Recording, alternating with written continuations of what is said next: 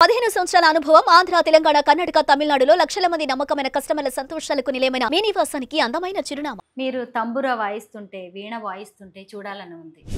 నమో నారాయణ నా విన్నపమిదివో సమనుడగాను నీకు కోటి కోటి దండాలయ్యా కోనేటి రాయడా.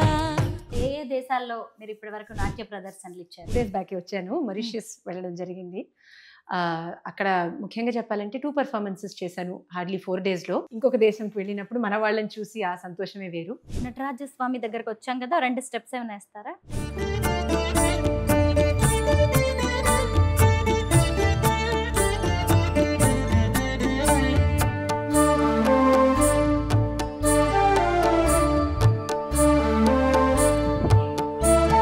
తంబురా కదండి?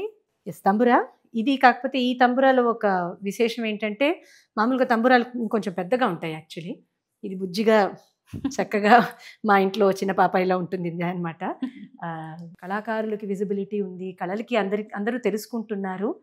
కాకపోతే ఏంటంటే దాని వెనకాల ఉన్న కమిట్మెంట్, దాని వెనకాల ఉన్న మనం ఇవ్వవలసిన శ్రద్ధ ఏంటి అన్నది కొందరు గమనిస్తున్నారు, కొందరు గమనించలేని పరిస్థితి. ఇప్పుడు నా దగ్గరే ఇప్పుడు కూడా చాలా బాధ అనిపిస్తుంది. కొంతమంది ఫోన్ చేసి మేము యూఎస్కి వెళ్ళిపోతున్నాం, ఎక్కడో వెళ్ళిపోతున్నాం, సమ్వేర్ మా ఇంట్లో ఊరికే సరదాగా డెకరేషన్ కోసమని కొన్ని తబలాలు, కొన్ని మృదంగాలు, కొన్ని వీణలు అవి పెట్టుకున్నాము, మీరు తీసుకుంటారా అని అన్నప్పుడు నిజంగా బాధ అనిపిస్తుంది. ఎందుకంటే ఇవన్నీ ఒక షో పీస్ కింద పెట్టుకునే వస్తువులు కాదు. ఇవన్నీ ఇప్పుడు తంబురా ఉందంటే ఆ కాలంలో దాన్ని ఎంత ఆరాధించి దానిని ఒక తల్లిగా చూసి, ఇప్పటికీ కూడా విజయదశమి ముందు రోజు సరస్వతి పూజ అప్పుడు ఎంత శ్రద్ధతో పూజ చేస్తామంటే అది ఊరికే ఒకరోజు పూజట్లో అలా షోకి పెట్టి ఒక ఫోటో తీసి పెట్టడానికి కాదు కదా. అది కూడా ఒక కమిట్మెంటే అన్న సంగతి ఇవాళ రేపే తెలుసుకుంటూ ఉన్నామన్నమాట. ఓ పాప అంత కమిట్మెంట్ చూపించడం కూడా కష్టపడుతున్నారేమో జనాలు అన్నట్టు. చాలా వీణ నేను చెప్పినట్టు అమ్మ వాయించేవారు, అమ్మ అండ్ అన్నయ్య. సో ఇద్దరు వీణ నేర్చుకున్నారు బాగానే, అంటే మంచి లెవెల్ వరకే నేర్చుకున్నారు. ఈ మధ్య సందర్భం వల్ల వాయించలేకపోతున్నారు. బట్ చెప్పినట్టు మా ఇంట్లో కళలు అంటే అందరికీ ఇష్టం. కొందరు చేస్తున్నాము, కొందరు చూస్తున్నారు. ఇలా యాక్చువల్లీ వీణలు రెండు మూడు వీణలు ఉన్నాయి ఇంట్లో. చాలా డిఫికల్ట్ ఇన్స్ట్రుమెంట్. కాకపోతే బాగా ఒక మనం వీణ అన్న వెంటనే మనం నారదుడు, సరస్వతి అమ్మవారు, చాలా ఒక వేదకాలం నుంచి ఉన్న ఇన్స్ట్రుమెంట్. ఇవాళ రేపు వెసులుబాటు కోసమని దాన్ని బాగా మాడిఫై చేసి కూడా వాయిస్తున్నారు. కాకపోతే బాగా ఒక సామవేదంలో కూడా వీణ గురించి చాలా రెఫరెన్సెస్ ఉన్నాయి, అన్ని వేదాల్లో ఫర్ దట్ మ్యాటర్. సరస్వతి అమ్మవారి చేతిలో ఉంటుంది, నారదుడి చేతిలో ఉంటుంది, హనుమంతుడు వీణ వాయిస్తారంటారు. ఆ వీణలో చాలా రకాలు ఉన్నాయి. దేవతల చేతుల్లో ఉన్న వీణలకి ఒక్కొక్కరు వీణకి చేతిలో మహతి అని, కచ్చపి అని అలా పేర్లు కూడా ఉన్నాయి. ఇప్పుడు కలియుగంలో మనం చేయగలిగింది ఏంటంటే శ్రద్ధగా నేర్చుకుని వాయించి దాని పట్ల మన గౌరవంని చూపించుకోగలుగుతాం అంతే. మీరు తంబుర వాయిస్తుంటే, వీణ వాయిస్తుంటే చూడాలని ఉంది. నమో నారాయణ నా విన్నపమిదివో సమనుడగాను నీకు సర్వేష రక్షించవే. నమో నారాయణ నా విన్నపమిదివో సమనుడగాను నీకు సర్వేష రక్షించవే. నమో నారాయణ.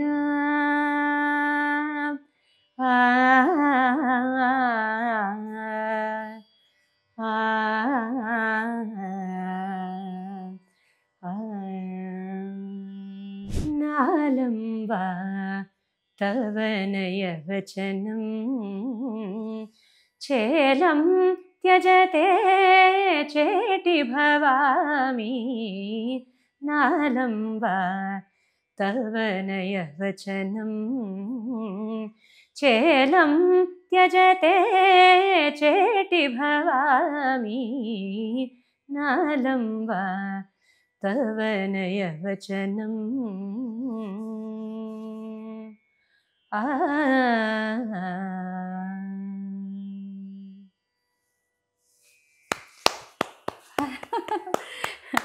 వినాయకుడి విగ్రహం చాలా బాగుందండి. దీనికి కూడా ఏదో స్టోరీ ఉంటుంది అనుకుంటున్నాను నేనైతే.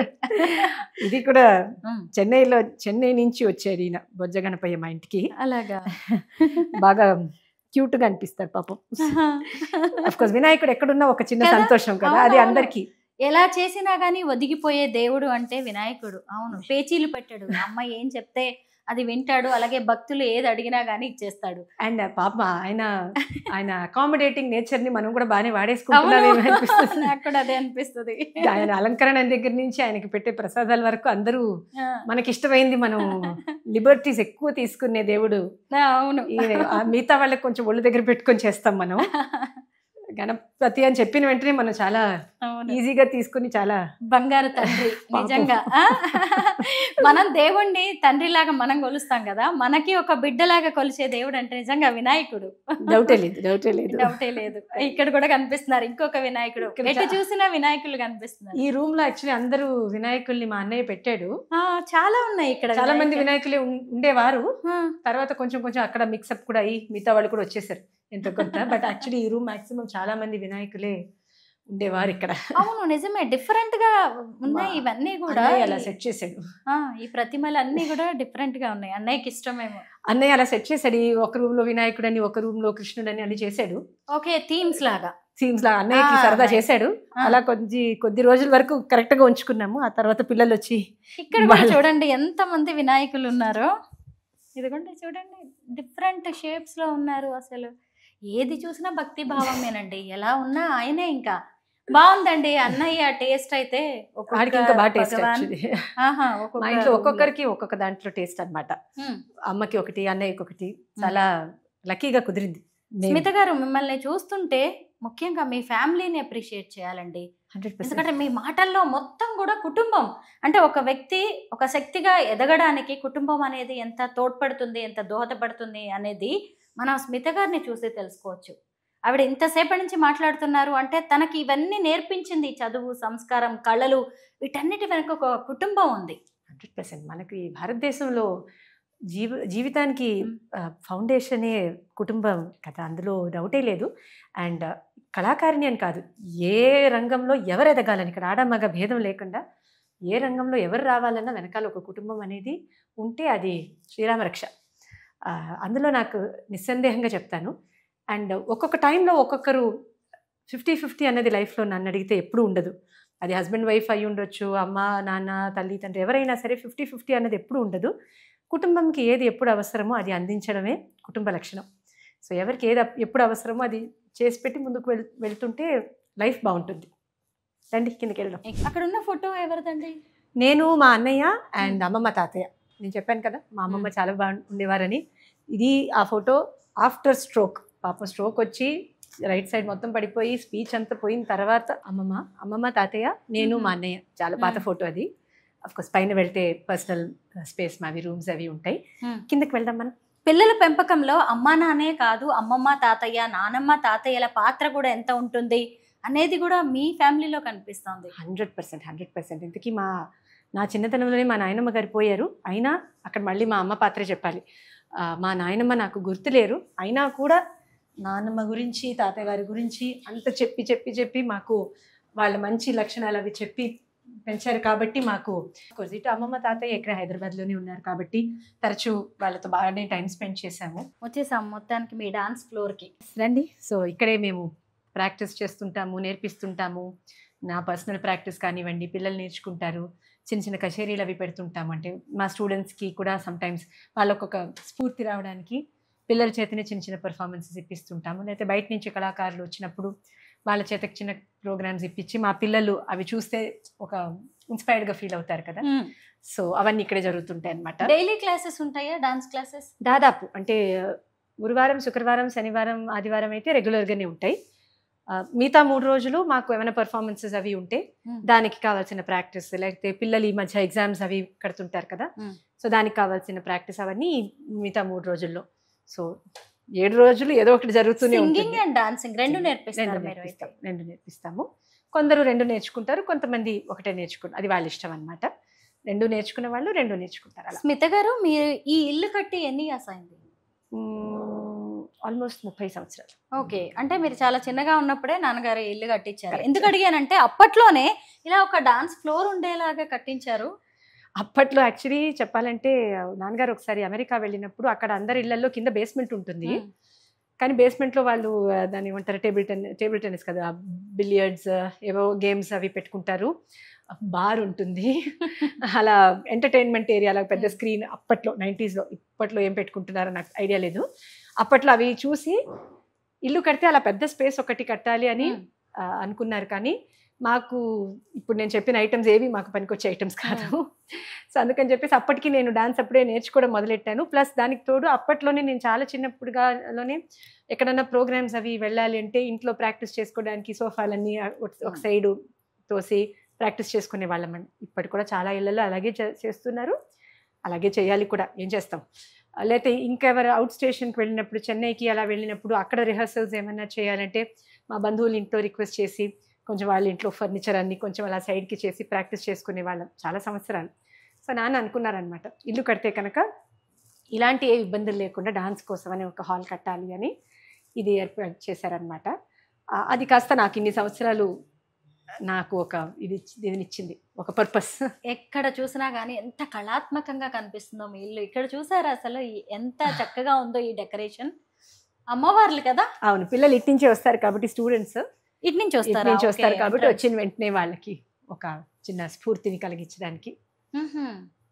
ఏది చూసినా గానీ ఏదో ఇంటిని అద్భుతంగా, అందంగా, కాస్ట్లీగా చూపిద్దామని కాకుండా దాని ద్వారా ఒక విజ్ఞానాన్ని చెప్పాలి, ఒక మంచి విషయాన్ని చెప్పాలనేది నాకు మీ ఇంట్లో కనిపిస్తోంది. డెఫినెట్ గా. ఇక్కడ ఏంటి మీ గురించి వచ్చిన ఆర్టికల్స్ పేపర్స్ లో కొన్ని మీ పిల్లలు చూస్తూ ఉంటారేమో, స్టూడెంట్స్. అవును, యాక్చువల్లీ నాకు ఇక్కడ పెట్టుకోవడం ఇష్టం లేదు, నాకు చాలా ఎంబారసింగ్ గా ఉంటుంది ఏంటి ఇలా అని. బట్ పిల్లల కోసం అని వాళ్ళు కొంచెం వాళ్ళకు ఒక స్ఫూర్తి కదా, ఓకే మనం బాగా కష్టపడితే మన గురించి కూడా వస్తుందని స్టూడెంట్స్ కోసం అని కొన్ని అలా పెట్టాము. ఇది మొన్న చేసిన ప్రోగ్రామ్ శ్రీకాకుళం చిన్నది, మిగతావన్నీ పేపర్స్ లో వచ్చినవి. అక్కడ నేను చిన్నప్పుడు బాగా చిన్న చిన్న ఈవెంట్స్, ప్రోగ్రామ్స్, కాంపిటీషన్స్ లో వచ్చిన ప్రైజెస్ అన్ని కొన్ని అక్కడ పెట్టుకున్నాం అన్నమాట. స్మిత గారు, నేను మీ గురించి ఒక విషయం విన్నాను. మీ దగ్గరికి పేద పిల్లలు కూడా డాన్స్, సింగింగ్ నేర్చుకోవడానికి వస్తూ ఉంటారంట. ఎవరి దగ్గర కూడా రూపాయి కూడా తీసుకోకుండా చెప్తూ ఉంటారంట. నిజమేనా? 100% నిజం. చాలా మంది వస్తుంటారు. రాలేని పిల్లలకి ఆన్లైన్ లో కూడా చెప్తుంటాము. అంటే వాళ్ళ దగ్గరే బికాస్ ట్రాన్స్పోర్ట్ కి కూడా కష్టపడే పిల్లలు ఉంటారు కదా కొంతమంది. సో వాళ్ళ కోసమని ఆన్లైన్ లో కూడా చెప్తాను. ఇక్కడ కూడా వచ్చినప్పుడు ఫీజు ఇవ్వలేని పిల్లలు, ఫీజు ఇచ్చే పిల్లలు, అలా భేదం, వాళ్ళకి సెపరేట్ బ్యాచ్ అని కాకుండా అందరినీ కలివిడిగా ఒకటేసారి క్లాస్లో తీసుకుంటాము. అండ్ ఆ డిస్కషనే రాదు, వీళ్ళు ఆ గ్రూప్ అని ఈ గ్రూప్ అని, ఆ డిస్కషనే దానికి తావు లేకుండా ప్రొడక్షన్స్లో కూడా వాళ్ళని జాయిన్ చేసుకుంటూ మేము చేసే పెద్ద పెద్ద ప్రోగ్రామ్స్లో కూడా ఆ పిల్లల్ని కూడా వాళ్ళకి ఆపర్చునిటీని కల్పించి, ఇది నిజంగా నేను చేసేదో పెద్ద సేవ, పెద్ద సర్వీస్ అని నేను అస్సలు అనుకోను. ఎందుకంటే మా సంగీతం గురువు గారి గురించి ఇక్కడ చెప్పాలి. హైదరాబాద్ సిస్టర్స్, సప్తగిరి సంగీత విద్వాన్మణి లలితమ్మ గారు. నేను నేర్చుకున్నప్పుడు ఇంతకీ నేను ఆవిడ దగ్గర చాలా సంవత్సరాలు నేర్చుకున్నాను. దేవుడి దయ వల్ల మా తల్లిదండ్రులు ఫీజు ఇచ్చే పరిస్థితే, అయినా ఆవిడ తీసుకోలేదు. ఓహో, ఒక్క రూపాయి తీసుకోలేదు. ఎంతవరకు అంటే సరే ఫీజే తీసుకోలేదు, కనీసం విజయదశమి నాడు ఏమైనా ఒక తాంబూలం ఇచ్చినా అది కూడా తీసుకునేవారు కాదు. నువ్వు సరిగ్గా పాడు, బాగా నేర్చుకో, అదొక్కటి చాలు. అలాంటి గురువుల దగ్గర నేర్చుకున్న వాళ్ళం కాబట్టి నాకు ఇది పెద్ద, నేను చేసేది పెద్ద సర్వీస్ కానీ నేను అస్సలు ఏనాటికి చెప్పను, చెప్పకూడదు కూడా. ఎవరైతే ఫీజు ఇవ్వగలిగే సిచ్యువేషన్లో ఉన్నారో వాళ్ళు ఇస్తారు, తీసుకుంటాము ఆనందంగా, అదేం లేదు. కానీ మాకు వీలైనంత వరకు చాలామందికి నేర్పాలనేది కోరిక. కళామ తల్లి ముద్దు బిడ్డగా కళామ తల్లికి ఎంతో సేవ చేస్తూ ఉన్నారు. చిన్నప్పటి ఫోటోనా? ఇలాంటి ఒక ఫోటో చూసే ఎంఎస్ రెడ్డి గారు యాక్చువల్లీ మా తల్లిదండ్రుల్ని అప్రోచ్ అవ్వడం జరిగింది. ఇది భరతనాట్యం అరంగేట్రంకి ముందు తీసిన ఫోటో. ఇన్విటేషన్స్ కోసం తీస్తారు కదా, అలాంటి ఫోటో ఒకటి. ఎంత క్యూట్ గా ఉన్నారు.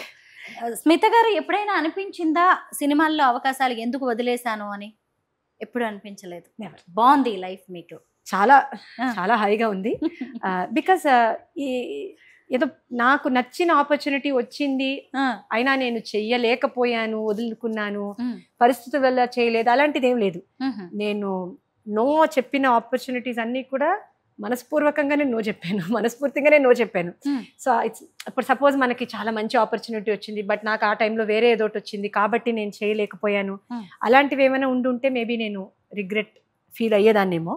బట్ అలాంటిది ఏం లేదు. నేను అప్పుడు చదువుల్లో బాగా బిజీగా ఉన్నాను, పర్ఫార్మెన్సెస్ బాగా చేస్తున్నాను. సో అప్పుడు వచ్చిన మూవీస్ నేను ఏది చేయలేదు. ఇప్పటికీ కూడా నాకు సెట్ అయ్యేది ఏమైనా వస్తే చేస్తానేమో, నాకు చెయ్యకూడదని కాదు, నాకు వచ్చినవి నాకు పెద్దగా సూటబుల్గా అనిపించలేదు, చేయలేదు, అంతే. రోజు నటరాజ స్వామితో ఏం చక్కగా మీరు పిల్లలతో కలిసి ఇక్కడ ఆయన ముందు డాన్స్ చేస్తూ ఉంటారేమో కదా, కళాలయం అన్నారు కదా, నిజంగా ఆ మాట వాస్తవం ఉంది. అందరూ అంటుంటారు, ఇన్ ద సెన్స్ డాన్స్ నేర్చుకోవడానికి చాలా ప్లేసెసే ఉన్నాయి, కానీ ఒక మంచి దేవుళ్ళకి సంబంధించిన ఒక ఫీలింగ్తో ముందుకెళ్ళడం అనేది భాగ్యమే అందరికీ. అంటే నేర్పే వాళ్ళకి కూడా అది భాగ్యమే, ఎందుకంటే ఎక్కడ పడితే అక్కడ నేర్పించవచ్చు, బట్ ఒక సందర్భం, ఒక ఆ స్థలం అనే దానికి కూడా ఎంతో కొంత యాడ్ చేస్తుంది కదా. సో ఆ విషయంలో నేను అదృష్టం చేసుకున్నానే చెప్పాలి. ఇవన్నీ కూడా సినిమా అండి, బాలరామాయణానికి సంబంధించిన ఇవి రెండు మూవీ ఇది కదా. సీతమ్మ అది నా అరంగేట్రం ముందు చేసి, ఇది అరంగేట్రం ఫోటో. ఇది బాలరామాయణంలో సీత శ్రీవైకుంఠంలో, శ్రీవైకుంఠంలో అది బాలరామాయణంలోనే.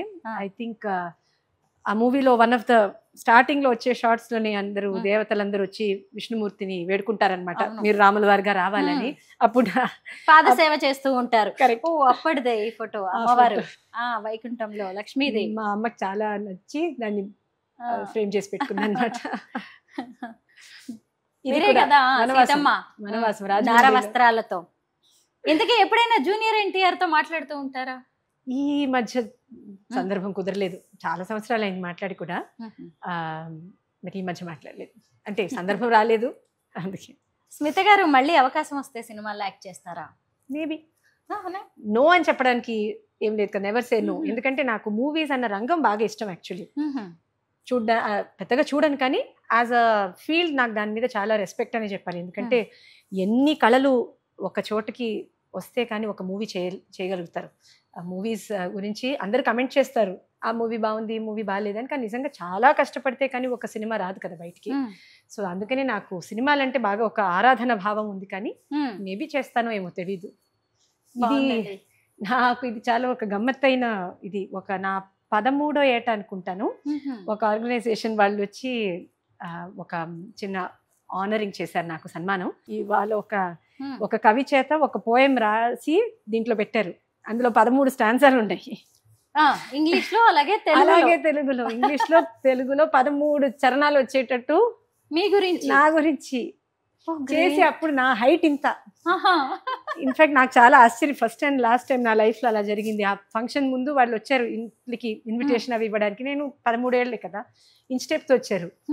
ఎందుకండి ఇంచ్ టేప్తో వచ్చారంటే మీ హైట్ మెజర్ చేయాలన్నారు. ఎందుకండి అంటే మీ హైట్ ఎంత ఉందో ఆ హైట్కి చేస్తామని పాపం కడపలో ఆ ఆర్గనైజేషన్, ఆ కళాశ్రవంతి అని నాకు టైటిల్ ఇచ్చి మరి పాపం చాలా ప్రేమ ఆప్యాయతతో చేశారు ఆ ఫంక్షన్. మేము ఇంకా మర్చిపోలేము ఆ ఫంక్షన్, ఎందుకంటే ఇది కడప నుంచి హైదరాబాద్కి తీసుకురావడమే అదో ప్రాజెక్ట్, ఇంత హైట్. మీ జర్నీలో ఇలాంటివి ఎన్నో ఉండొచ్చేమో. చాలా చాలా ఉంటాయి. అసలు చూడండి ఎన్ని అచీవ్మెంట్స్, ఎన్ని అసలు మెమెంటోస్ ఉన్నాయి, పురస్కారాలు ఉన్నాయి. ఇవన్నీ తక్కువ, ఇంకా చాలా ఉండుంటాయి. చాలా ఉండుంటాయి, కరెక్ట్, చాలా ఉన్నాయి. అవి మా చెన్నై ఇంట్లో కొన్ని పెట్టాము, కొన్ని అయితే నేను ఇంకా పక్కన పెట్టేశాను, అన్ని చూపించుకోవద్దని చెప్పి. కొన్ని ఇక్కడ పెట్టాను. నేను చిన్నగా ఉన్నప్పుడు మా అమ్మ ఇవన్నీ పెట్టారు. నాకు కొంచెం వ్యక్తత వచ్చిన తర్వాత అమ్మ చాలమ్మ అన్ని పెట్టకే అని నేను అన్ని పైన పెట్టించాను. అటకెక్కిచ్చేసినవి చాలా ఉన్నాయి, కొన్ని మా చెన్నై ఇంట్లో ఉంటాయి. స్మిత గారు, ఫైనల్ గా మనం ఇప్పుడు ఈ జెన్జీ కిడ్స్ గురించి మాట్లాడుకోవాలి.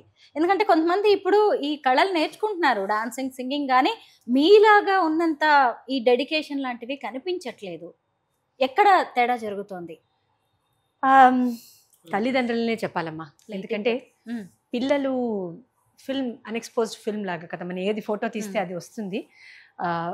నన్ను అడిగితే పేరెంట్స్గా తల్లిదండ్రులు చాలా సాక్రిఫైసెస్ చేయాలి, దానిని సాక్రిఫైస్గా భావించకూడదు. బికాజ్ మన పిల్లల కోసం మనం చేసేది అది ఎప్పుడూ త్యాగం అవ్వదు, అది మన డ్యూటీ. ఇప్పుడు చిన్న ఎగ్జాంపుల్ చెప్పాలంటే, నేను చిన్నప్పుడు పాడేటప్పుడు ఐస్ క్రీమ్ తింటే గొంతు పోయేది. ఐస్ క్రీమ్ తినకు తినకు అని నన్ను చెప్పడం కాదు, మా అమ్మ నాన్న అన్నయ్య ముగ్గురు మానేశారు ఐస్ క్రీమ్. చాలా సంవత్సరాల వరకు తినేవారు కాదు పాపం. అన్న సంగతి నాకు అప్పుడు తెలిసేది కాదు. ఎందుకంటే వాళ్ళు ఐస్ క్రీమ్ తినరు, ఇంటికి ఐస్ క్రీమ్ రాదు. సో ఐస్ క్రీమ్ తినాలన్న కోరికే ఉండేది కాదు. సో ఆ ఐస్ క్రీమ్ మానాల్సిన విషయం అనేది నాకు చాలా సులభం అయిపోయింది. బికాస్ ఇప్పుడు ఇంట్లో పక్కన వాళ్ళు కూర్చొని తింటుంటే మనకు అనిపిస్తుంది కదా, ఇది చాలా చిన్న విషయం. కానీ అలాంటివి మన పిల్లలు తప్పుదారికి వెళ్ళకూడదంటే నేను ముఖ్యంగా తల్లిదండ్రులనే చెప్తాను. ఎందుకంటే ఇక్కడ నేను తల్లి తండ్రి అని నేను సెపరేట్ చేసి చెప్పను. ఎందుకంటే మా పేరెంట్స్ ఇద్దరు కూడా పక్కాగా ఈక్వల్గా ఉండబట్టే నేను మా అన్నయ్య ఇద్దరు కూడా ఏదో లైఫ్లో కొంచెమైనా సాధించగలిగాము. సో ఇందులో తల్లిదే ముఖ్య పాత్ర అని ఉన్నా కూడా తండ్రులు కూడా మ్యాక్సిమం బాధ్యత తీసుకోవాలి. అండ్ చెప్పడం కాదు, పిల్లలకి చెప్పి లాభం లేదు, అలా చేయకండి ఇలా చేయకండి అని లెక్చర్స్ ఇవ్వడం కాకుండా ఆ లైఫ్ స్టైల్ వాళ్ళు ఓన్ చేసుకోవాలి. చేసుకుంటే 100% నాకు వచ్చే తరం మీద 200% నమ్మకం అయితే ఉంది. కానీ దానికి కావాల్సిన స్టెప్స్ తల్లిదండ్రులు తీసుకోక తప్పదు. మేము ఇలాగే ఉంటాము మీరు ఇలా చేయండి అంటే అస్సలు కుదరదు. సో 100% అది చేసే చూపించాలి. మీరు చాలా బిజీగా ఉన్నారు, అయినా సరే మేము హోమ్ టూర్ అడగగానే మీ ఇంటర్వ్యూ అడగగానే మా కోసం ఇంత టైం ఇచ్చారు. Thank you so much Smita గారు. అయితే మీ డాన్స్ 4 స్టెప్పులతో ఈ ఇంటర్వ్యూని క్లోజ్ చేద్దాం. తప్పకుండా, మీరు వచ్చింది చాలా సంతోషం. అండ్ మీతో 4 మాటలు మాట్లాడడం కూడా చాలా బాగా అనిపించింది. చూద్దాం.